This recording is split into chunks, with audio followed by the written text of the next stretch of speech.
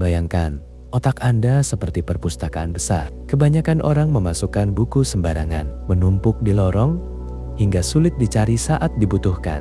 Orang yang belajar secepat jenius bertindak seperti penjaga perpustakaan yang cerdas. Dia hanya menyimpan buku yang benar-benar akan sering dibaca, menyusun rapi menurut hubungan antar topik, mengetahui persis di mana letak yang penting, membuang yang sudah usang dan tidak lagi relevan. Semakin rapi dan sedikit sampahnya, semakin cepat dia menemukan dan mengerti isinya.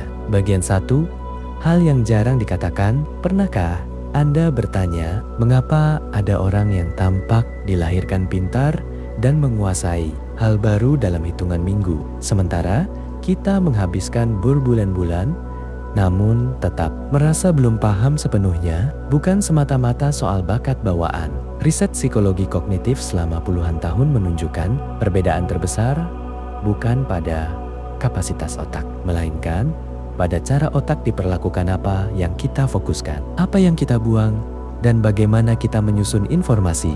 Banyak orang salah jalan sejak awal. Mereka menambah terus bahan bacaan, menumpuk kursus, memaksa diri membaca ulang halaman yang sama berulang kali. Padahal studi menunjukkan membaca ulang hanya meningkatkan pengenalan permukaan, bukan penguasaan mendalam, dan membuang hingga 70% waktu yang seharusnya bisa dipakai untuk hal yang jauh lebih berharga. Jurnal ini bukan tentang bekerja lebih keras. Ini tentang memahami hukum alam cara kerja otak, lalu memanfaatkannya sepenuhnya. Bagian 2.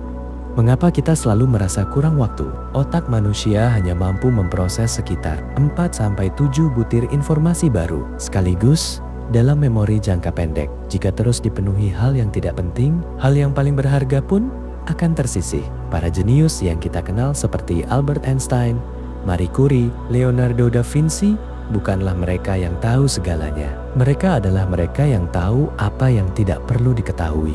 Mereka memilih dengan ketat, menyederhanakan dengan berani, dan menanamkan pemahaman hingga ke akar masalah. Kesimpulan dari ratusan penelitian, kecepatan belajar melonjak drastis. Bukan saat kita menambah beban, melainkan saat kita membuang kebisingan dan menyalurkan energi ke titik yang paling berpengaruh.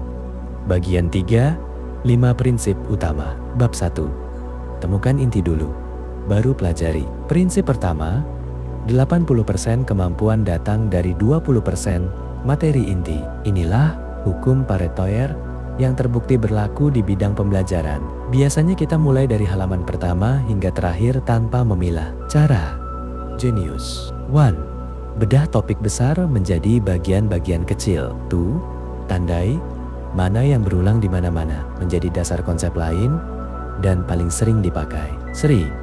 Fokuslah di sana, lebih dulu sisanya bisa menunggu. Contoh nyata, bahasa asing 1000 kata yang paling sering muncul, mewakili 80% percakapan sehari-hari. Pemrograman, memahami logika dasar dan alur kendali sudah cukup untuk membuat ribuan jenis aplikasi. Matematika, menguasai konsep dasar dan pola penyelesaian lebih berharga daripada menghafal rumus terpisah. Dengan cara ini, Anda tidak menunggu lama baru bisa bergerak.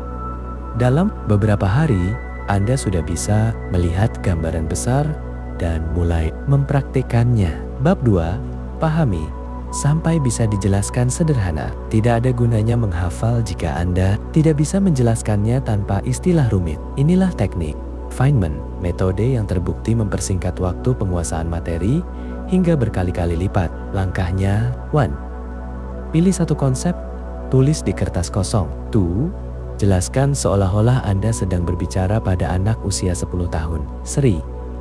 Lihat di mana Anda tersendat, bingung, atau terpaksa pakai istilah sulit. Di situlah celah pemahaman Anda. 4. Kembali pelajari bagian itu, lalu tulis ulang lebih sederhana. Proses ini memaksa otak tidak sekadar menyimpan bunyi kata, melainkan menyusun hubungan logis. Otak lebih cepat dan kokoh menyimpan hal yang bermakna dibanding hal yang terpisah-pisah. Bab 3. Latih mengambil kembali, bukan hanya membaca ulang. Banyak orang merasa sudah hafal hanya karena tulisannya terlihat akrab. Itu jebakan. Riset menunjukkan membaca ulang, efektivitas rendah, menipu, membuat cepat lupa. Latihan mengingat kembali, memperkuat memori hingga 300% lebih kuat. Cara melakukannya tanpa alat mahal. Tutup buku, lalu tuliskan atau ucapkan apa yang baru saja Anda baca. Tanya diri sendiri, mengapa begini? Apa akibatnya? Bagaimana jika berubah? Ulangi pada jeda waktu yang makin lama. 1 jam kemudian, 1 hari kemudian, 3 hari kemudian. Ini sesuai dengan kelalaian alami otak. Jika Anda melawannya, pengetahuan akan menempel jauh lebih lama. Bab 4. Buang tanpa ragu segala hal yang mengganggu. Otak tidak dirancang untuk mengerjakan banyak hal berat sekaligus. Apa yang kita sebut multitugas sebenarnya hanya perpindahan cepat yang memboroskan energi hingga 40% dan menurunkan kualitas pemahaman. Apa yang harus dibuang? Buka notifikasi saat belajar. Loncat-loncat antar topik sebelum yang satu selesai dipahami. Mengejar materi tambahan sebelum yang inti dikuasai. Perasaan harus tahu semua hal sekaligus. Kekuatan bukan pada seberapa banyak yang Anda kerjakan, melainkan seberapa tajam Anda memusatkan perhatian pada hal yang sedang berlangsung. Bab 5. Perbaiki lewat praktik dan umpan balik. Belajar sepenuhnya diam di meja, ibarat belajar berenang lewat buku. Berani keliru, lalu memperbaikinya. Caranya, segera terapkan apa yang baru dipelajari dalam bentuk paling sederhana. Lihat di mana hasilnya belum tepat. Cari tahu, mengapa salah? Apa prinsip yang belum pas? Ulangi dengan perbaikan. Kesalahan bukan tanda tidak. Berbakat itu petunjuk paling jelas tentang apa yang perlu diperdalam.